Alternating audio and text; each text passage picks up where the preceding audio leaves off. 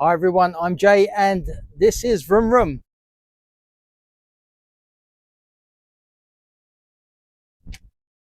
Welcome back to the channel for the last part on the Kawasaki Z650. How did it turn out? Well, stick around, you'll find out. Sun is out, sky is blue, perfect time to be doing some work on the bike. So with the tank now in a better place, I was going to wait to put it back on before wait to put it back on until I'd painted it properly, but I want to get this MOT'd, so I can do that early this week, hopefully. So, and I need to just put everything back on and make sure that we've got no other issues. So I've just done a little bit of touch up on one of the plastic parts down on this side. The tank's now gone on. A couple of things that were missing were a few nuts and bolts and different washers and bits, so I'm having to fiddle around just to find them. The tank I have just given a quick coat of matte black just for now, just to protect it and just to make sure that there are no other imperfections that I didn't want to do at the moment. So the plan today is to get this oil change done. I've got my filter down there and I've got my collection bucket there, so let's get it off. I'm going to be interesting to look at the oil. This is a relatively low mileage bike, so I'm not expecting any other horrors, but you never know. And yeah, in fact, do you know what, let's just see.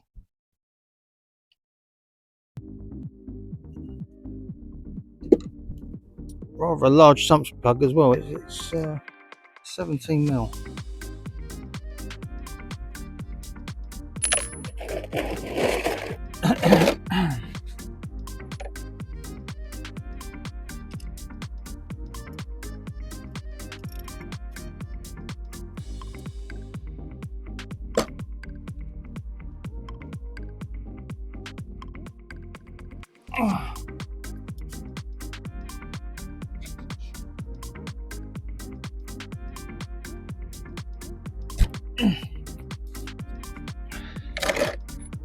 The thing I noticed is it's bloody filthy under this bit, so I'm gonna have to get the jet wash out and get to these bits. It looks like half a bloody field on the bottom of this. Right, so I'm going to be measured. Dirty hand.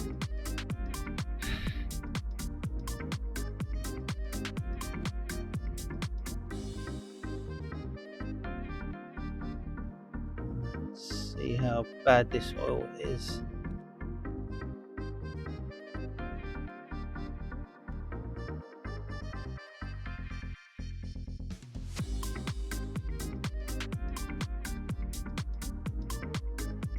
Well, it's dark.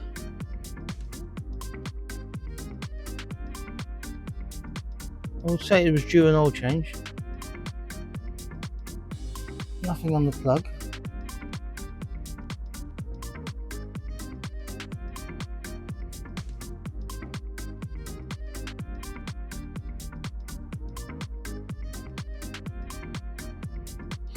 Strangely enough, I think the oil filter is going to be the messy thing, with the exhaust hanging right underneath it. Anything in that is just going to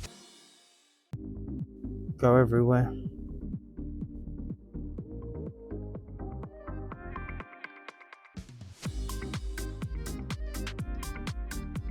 So that's coming out okay. I'm going to have to just give this area a bit of a clean up with the brake fluid, brake cleaner, I think, because it's yeah, just around it's a bit messy.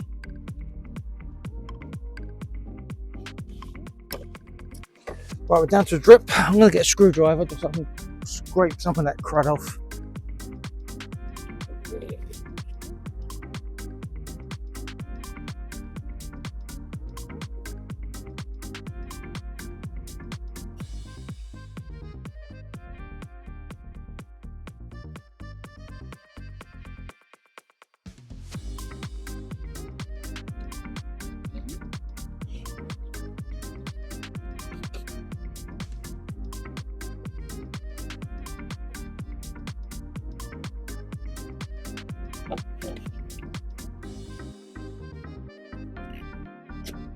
with that now 100 times better, and half of probably a film just scraped off of the bike, we're going to get the oil filter off, which again is, I've already tried to get it off with by hand, and I have got an oil filter remover somewhere, but I just can't be asked to get it.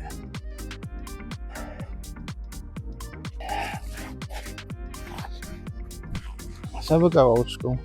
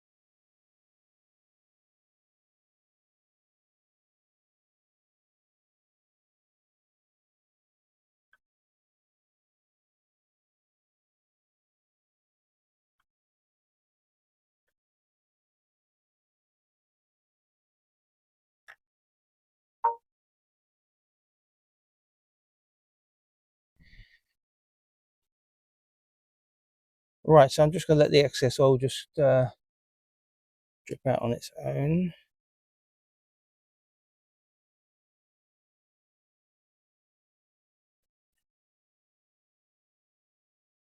And then we'll give that a bit of a clean. The job's a good one. Put some oil in. Just going to check the oil type for this particular bike. Yeah, the reason I'm saying that is because I do have quite a lot of oil for different bikes, so with a bit of luck I won't have to buy and store another container of oil if I've already got some. So we'll see how that goes.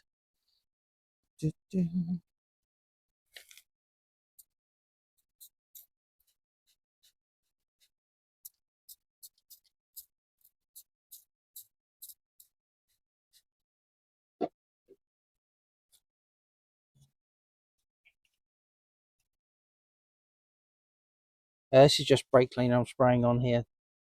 Just breaks down the oil and makes it a lot easier just to get off.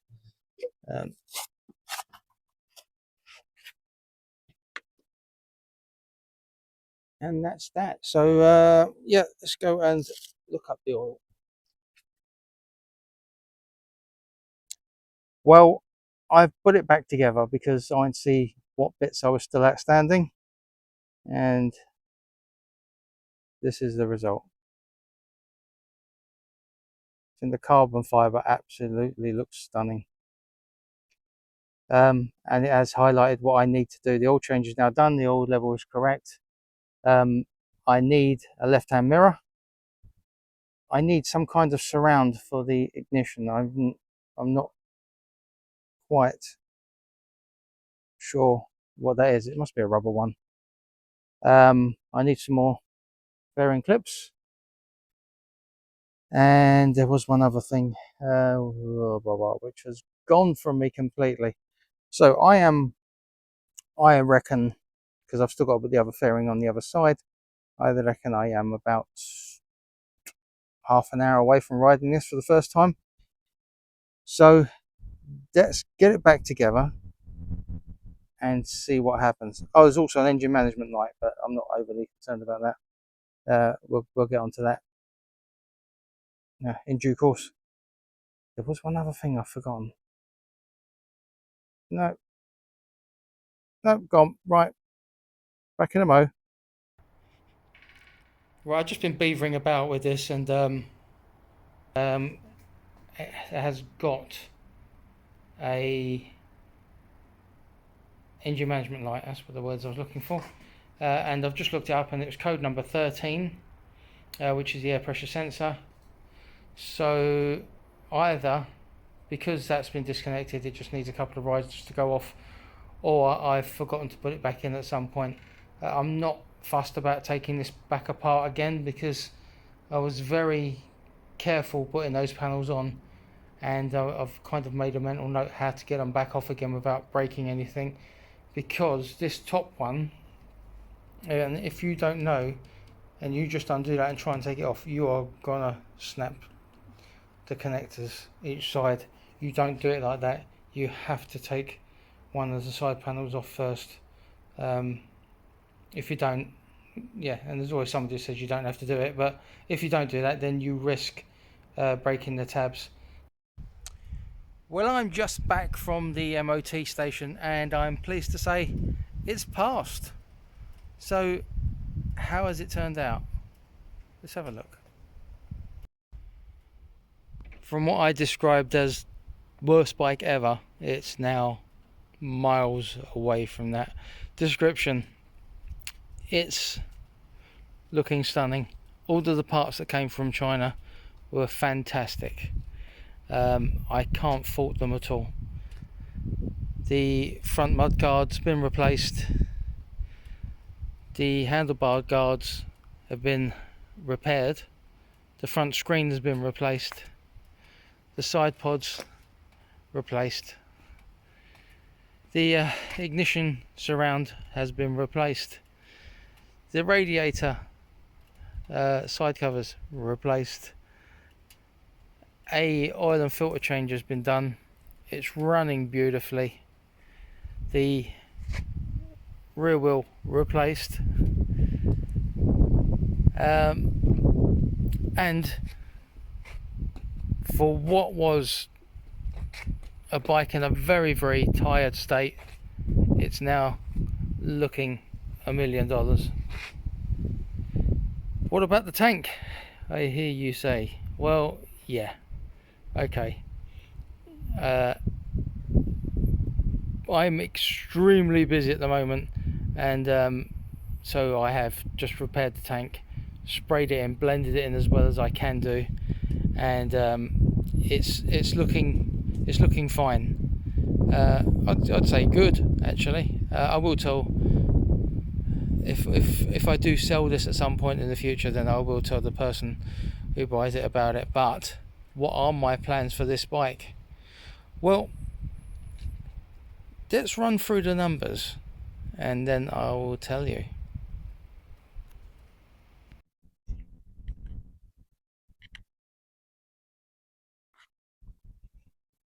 So I'm mic'd up now, so you should be able to hear me a little bit better than before. So this bike, as you know, it came in a very, very sorry state, and the purchase price and the delivery stood at £1,197. This is a 2019 model. Number plate was £10, logbook 25, MOT 30, the locks £90, the panels £135, the wheel £70, the seat £30. There were other panels because they came from the UK rather than China. They were £30.